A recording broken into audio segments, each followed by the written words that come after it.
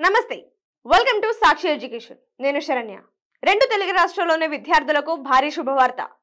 వచ్చే ఏడాది సంక్రాంతి సెలవులు ఎప్పుడు వస్తాయో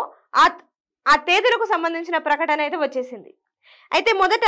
ఆంధ్రప్రదేశ్ చూసుకుంటే గనక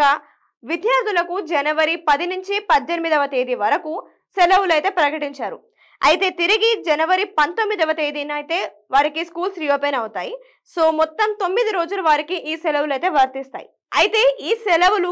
ప్రభుత్వ అలాగే ప్రైవేట్ పాఠశాలలకు రెండిటికి వర్తిస్తాయని ఈ ప్రకటనలో పేర్కొన్నారు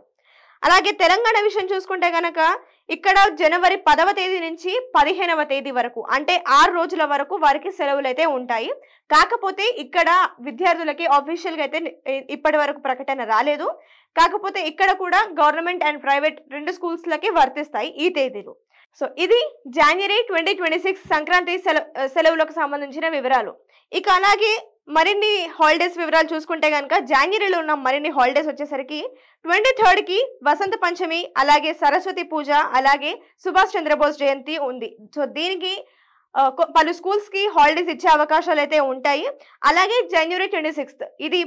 ప్రతి ఏడాది మనకు వచ్చే హాలిడేనే రిపబ్లిక్ డే రోజు దీనికైతే గవర్నమెంట్ హాలిడే ఉంటుంది సో ప్రతి ఒక్కరికి హాలిడే కంపల్సరీ ఉంటుంది సో ఇది